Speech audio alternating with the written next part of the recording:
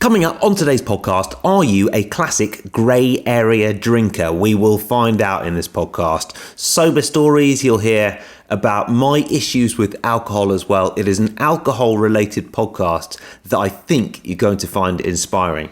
Hi, I'm Tony. I'm an author, presenter at Sky Sports, and years ago I went to the jungle and got ill. Very ill. So this is my podcast adventure to find more energy. It's packed with biohacking, science, health tech, supplements, and some of the most well-known experts on the planet. This is something I spent 4 months of my life doing with electrodes glued to my head so that you can do a lifetime worth of meditation. Decide what you don't give a fuck about, which is something you don't care about. Some of it gets quite out there. I had some stem cells sent up to my house that I had stored, and then I injected myself with mannitol. And we even hack hangovers. Alcohol is poisonous. So is water and oxygen in the wrong dosage. So that's my podcast, Zestology. Live life with energy, vitality, and motivation. Welcome back to Zestology. Thanks for listening and joining me again. Teri is a British mum sharing honest stories about alcohol and sobriety, and she's not really known as Teri online, but she's known as Sassy Sober Mum, and those stories are inspiring huge amounts of people who are loving what she does. And as you'll hear, we met in very odd circumstances. Basically, her next door neighbour is a mate of mine, one of my best mates actually, and as it turns out, Sassy Sober Mum is building this huge Instagram presence and inspiring loads of people and like growing quicker than any Instagram account I know, because this stuff obviously resonates now. You know, for so long, our social life has revolved around drinking, but increasing amounts of people don't want to drink so much.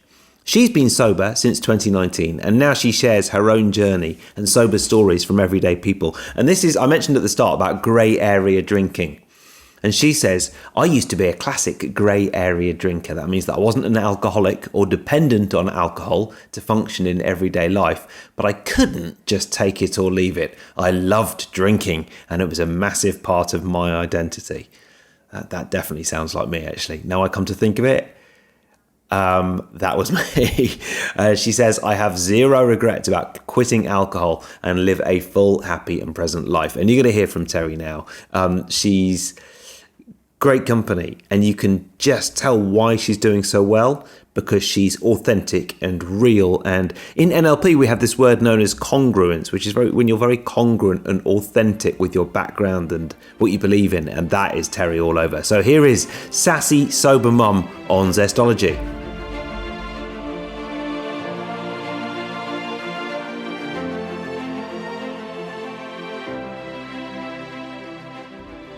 Teri, we're on. How are you?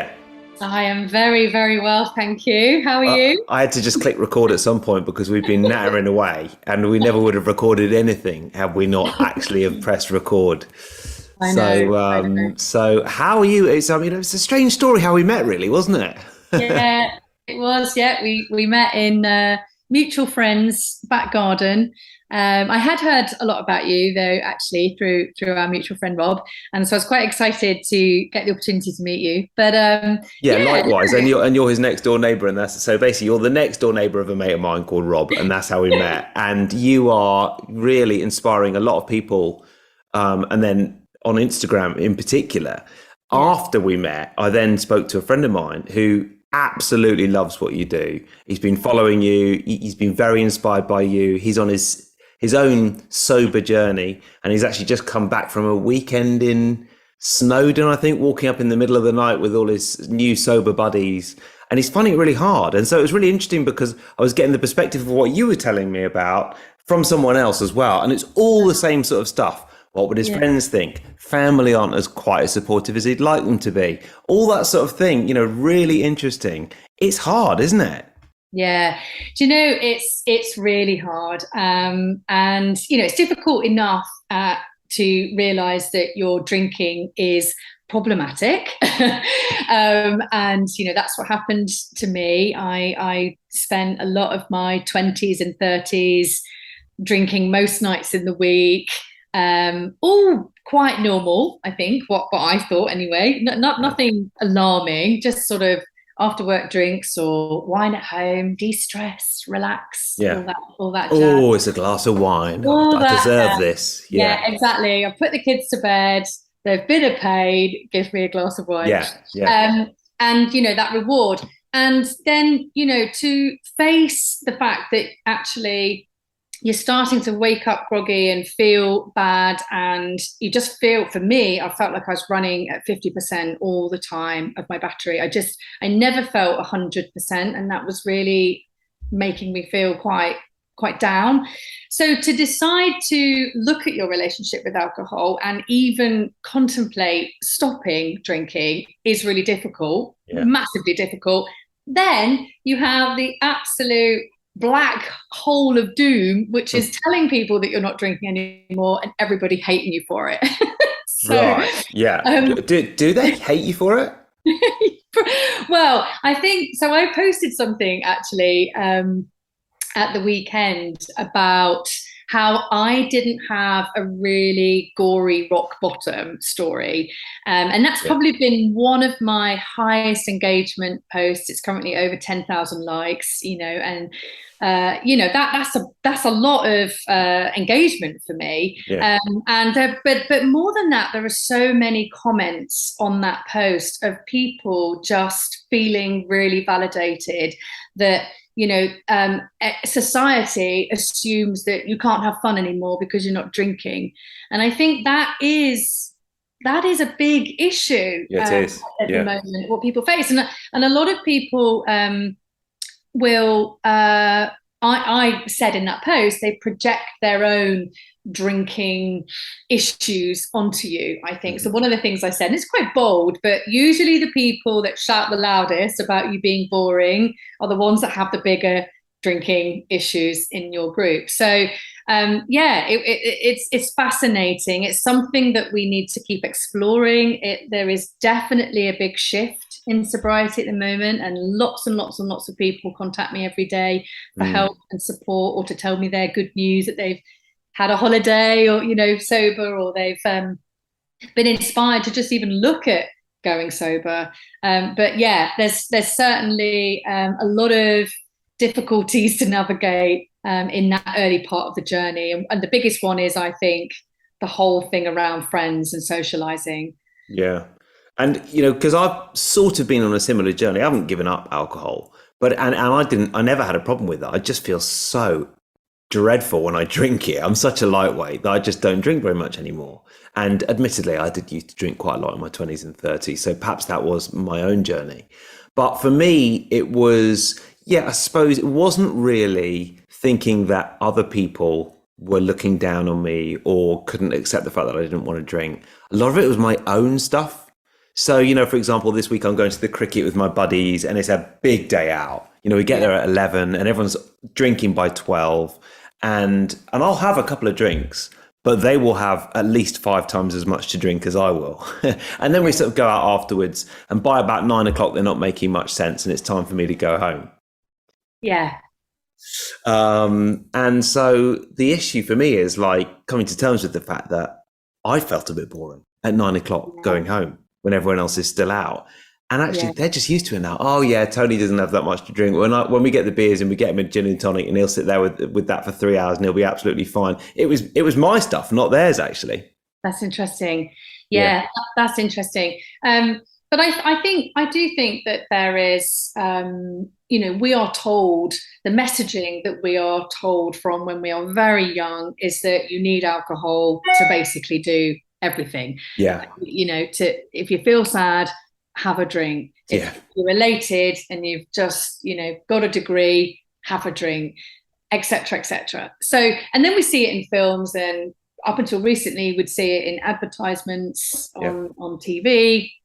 And it's just so glamorous. It is so glamorous. So it's really normal, I think, because my dad actually was teetotal all of his life. He just didn't like alcohol at all.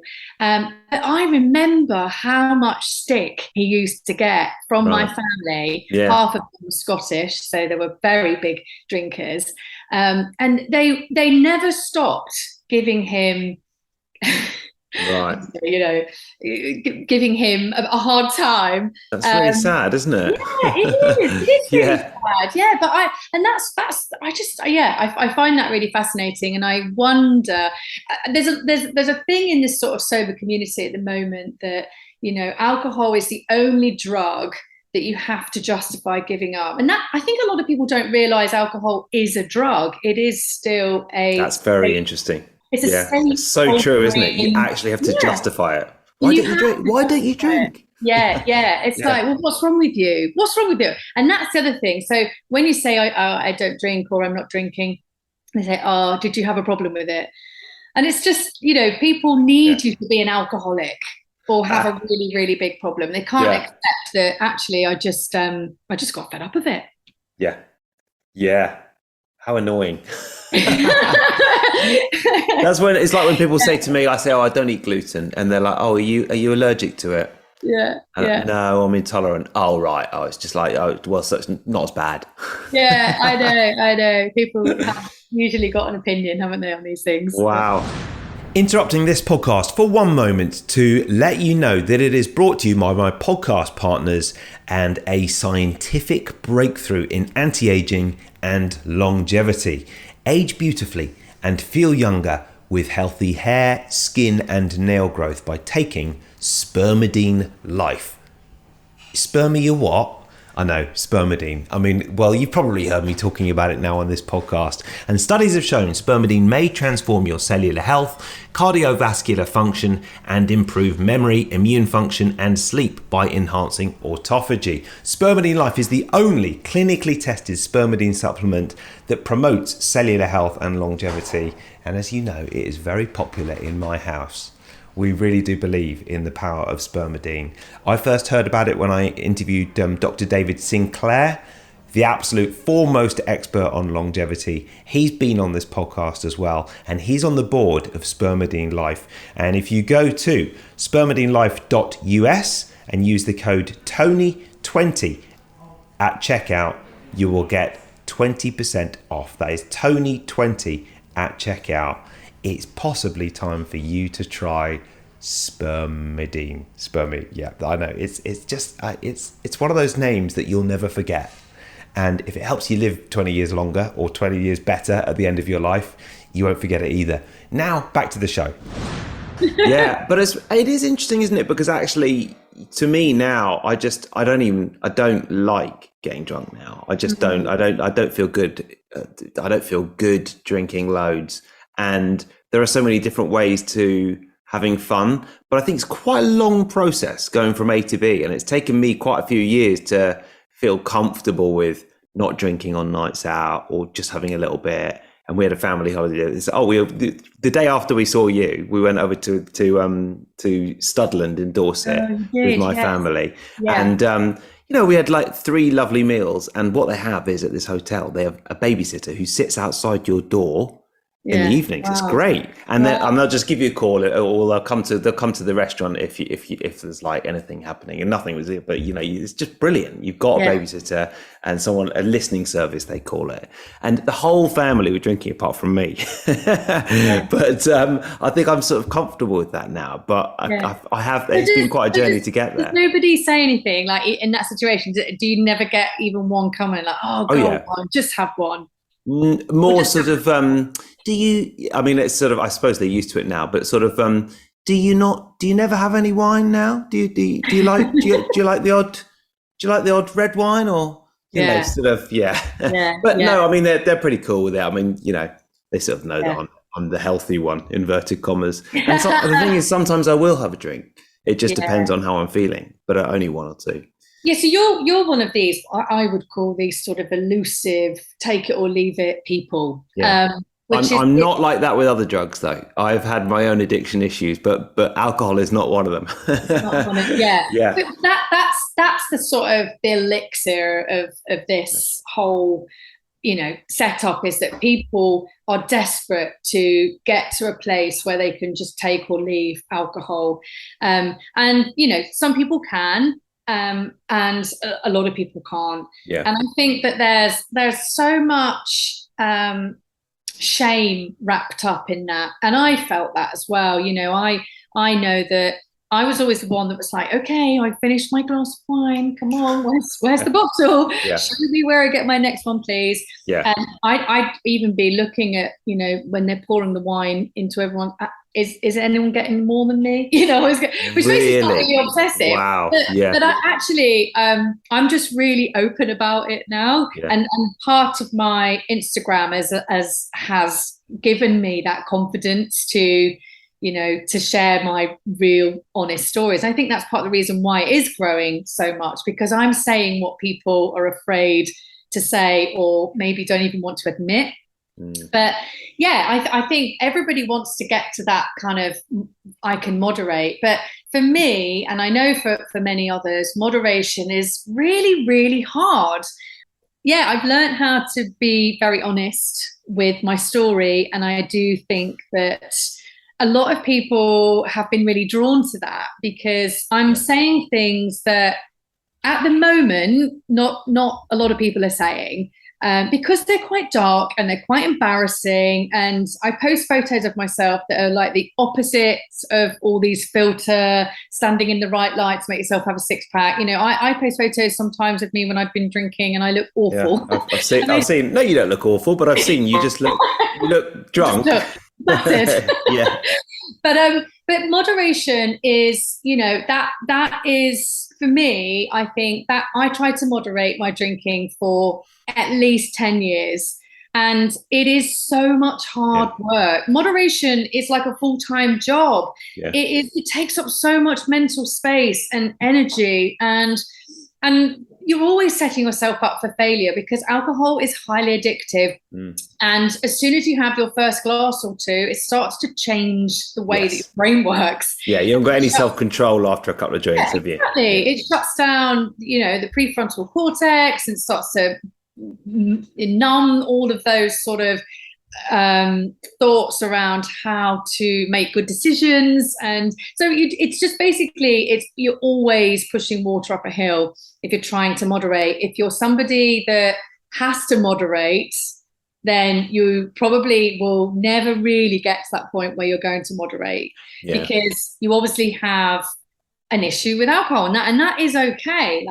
I think a lot of people feel a lot of shame in even admitting that they might have an issue with alcohol. So yeah, you're one of these people that can moderate or leave it. And that's fantastic. This isn't about alcohol bashing at all.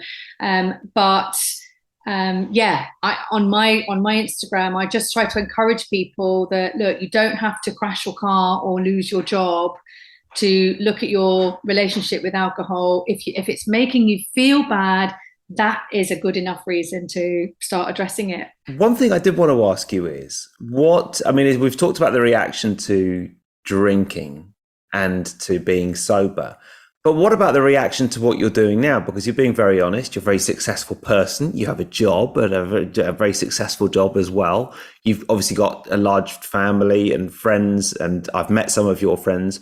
What do the people around you think of all this honesty, especially your work, I guess? I'm interested to know. Well, the truth is, they probably don't really know about my social media feed, because I do keep it very separate from my normal sort of family photos feed. And I'm also conscious that, I'm there for people that are interested in exploring living an alcohol-free life. I'm not there to push it in people's faces every 5 minutes. So I'm quite careful with who I share my sobriety. To be honest, like Facebook, for example, nearly everybody on Facebook that's my friend on Facebook has no idea about my Sassy Sober Mum page, because I never mention it. Yeah. So whilst my work colleagues know that I don't drink, they just think I'm that slightly weird, slightly boring, alcohol-free bird at the end of the table. How on earth could you have any fun? And maybe they don't care. I mean, look, I was at Sky, as you know, for 15 years, and they always knew I was the self-help guy who went off and did that other stuff. And I think a lot of people just didn't care that much. And every once in a while, someone would seek me out and say, Tony, love to talk to you about this, that, and the other. And they just sort of needed to talk about something, and they'd sort of thought, oh yeah, he's the one who does all that. I'll have a look at that. Yeah. But partly people don't care, and then I guess people don't know with you as well. Yeah, I mean, I have got some friends that do follow me, and I forget that they do follow me. And the other day, somebody commented on a post, and I realised it was my youngest daughter's nursery work, and so which is everybody's extremely positive. Everybody is very positive and grateful for the content, and they really like it. Touch wood so far. Yeah. But it is quite strange sometimes when it was my sort of daughter's nursery work, I was thinking, oh, how do I feel about that? Am I all right with No, it's cool. It's cool. It's really cool because actually, like, you're going to pick up followers in the oddest of places, and I think you're going to be massive. I really do. I think you've got the perfect personality for it, and based on what my friend has said, you're really inspiring him and a lot of people. Oh, that's so nice to hear. Yeah, that's lovely. Thank you very much. Interrupting this podcast for one moment to talk about something very delicate, because today's podcast partner is Magnesium Breakthrough. And if you don't want to accidentally take a laxative, there's no real delicate way of saying this. If you don't want to have the worst day of your life, you need to listen to the next minute or so of this. Because if you're currently taking a magnesium supplement, chances are you're flushing it down the loo or the toilet. Whether you're in America or the US, we call it loo here in Britain. I mean that literally, because the most common type of magnesium is actually used as a laxative. So if you're taking it, you're literally pooping it. I told you there's no delicate way to say this. And that is why taking a decent magnesium supplement which covers all the bases is so important. Magnesium Breakthrough has 7 unique forms of magnesium that your body can actually absorb. And it is just so important to get the right forms of magnesium. I'm recording this here on a work day in my office in West London, and got to tell you, it's a busy day. I'm sort of stressed. I'm type A as it is. I'm burning a lot of magnesium. I do need a good magnesium supplement, which is why I love Magnesium Breakthrough. And you've heard me talking about it a lot on this podcast. So you can go to magbreakthrough.com/Zestology. Enter the code Zestology10 for 10% off any order. And I've got some great news for you, because if you're in the UK, you can use the code Zestology10 on the Bioptimizers UK site, which is bioptimizers.co.uk, and get 10% off all their products. So it's Zestology10 for 10% off any order. Make sure your magnesium isn't going straight down the toilet. Get a decent one. I told you it was a delicate chat we needed to have. Now, back to the show. Because actually what people want now is they don't want slick. They don't. They just want real. You and I were talking before we started about, would people like a sort of membership club or something like that? I think they bloody love that. And the reason is because they would get to talk to you and you'd be exactly the same on a membership group or chatting 1-to-1 as you would chatting 1-to-5 or 1-to-30,000 on Instagram. You'd just be the same. And that's why they'd like it. Yeah, I think so. And I think that that I'm really proud of that. I'm really proud that I say things from the heart, and that I share my thoughts, my stories, my history with drinking, and the good bits and the bad bits. And I feel like I'm just living in a very authentic state. And that is really, really rewarding for me. And it's helping loads of other people, which, to be honest, when I wake up every morning now, I just think, oh God, I've helped this person today. And that it's quite unbeatable, that feeling, to be honest. It's really nice. I'm really intrigued as to where this will all go. The sassy brand, that's where it's going. The sassy brand. Yeah, exactly. You heard it here first. I heard it first.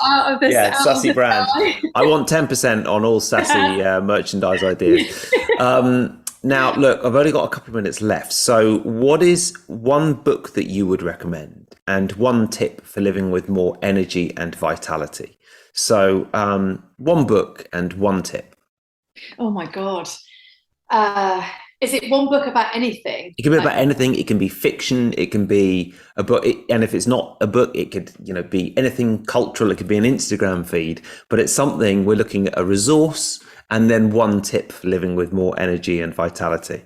Okay, so I haven't prepared this, so I'm just sort of... Yeah, don't worry. I'm trying to scan my brain for every book I've ever read. And of course, now I'm on the spot. I can't remember anything. Yeah. One book that was very, very significant to me in my 20s when I felt quite lost in my own head. And I was just so keen to seek out answers about myself and about other people and why other people act the way they do, blah, blah, blah. And that book was Emotional Intelligence by, is it Daniel Goleman? Really testing me here. Right, yeah. So I don't know, have you read that book? I feel like I've heard of it. Do you want me to look it up? Yeah, so Emotional Intelligence, it was a very significant book. Yeah, Daniel Goleman. Yeah. Daniel Goleman. It's just really interesting. It talks a lot. It helped me unpick a lot of confusion. Very cool. About human behavior. So that was a really good book. Okay. I'll look that up. And then obviously this podcast is about energy and vitality. And, there's absolutely no doubt that anyone who's got issues with booze will have more energy from giving it up. But probably most people will benefit from dealing with alcohol or cutting down. What is one tip that you'd have for living with more energy and vitality? One tip to live with more energy and vitality. So I'm not allowed to say stop drinking alcohol. Yes, you are. You are allowed to say that. Well, I think the only thing I can say, to be honest, is if you want to transform your life, and you can get over the immediate fear of all the bad stuff you think you're going to get, the benefits of stopping drinking are, well, you will wake up, you'll feel more present, you'll have more clarity, you will get better sleep. That is the biggest game changer for most people, is the impact that alcohol has on sleep is phenomenal. And you'll get such good sleep. If you suffer from anxiety, which again, a lot of drinkers tend to, your anxiety will almost go away. Now, obviously, I'm not a medical expert, but anxiety is exacerbated due to alcohol, because when you drink alcohol, your brain releases tons of cortisol, and then that's running through your body on top of all these deep, dark, heavy alcohol chemicals. And so when you stop putting the alcohol in, your body gets back to that homeostasis, and it just learns to operate the way that it was designed to operate. And there's no better feeling than that, really. Zoom is threatening to cut me off. So where can people find out more about you? So you can find my page on Instagram @SassySoberMum. And you can find my podcast, which I have 13 episodes at the moment, at the time of this recording. And that is Sober Stories from Everyday People. And it's in pretty much all podcast apps. So, yeah. Brilliant. Teri, it's great to talk. Well done with everything. Brilliant. You're doing really well. And we'll speak again soon. Definitely.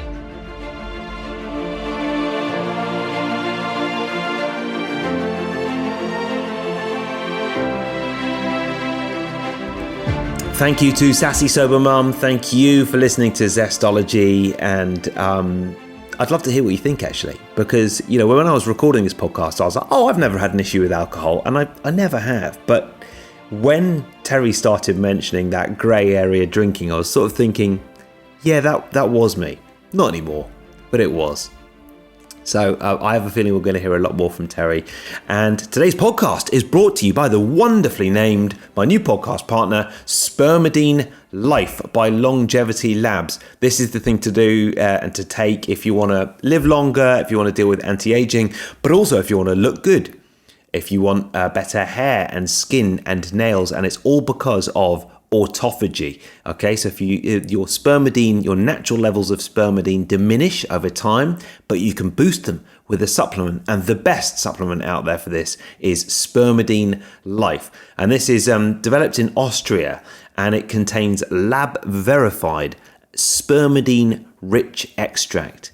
And it enhances the process of autophagy. And I can speak from personal experience, it works. Autophagy is utterly brilliant, and you really see it in your skin. It's not just a thing, you see it. So all you do is you take the daily dose of 1 milligram, and that's it.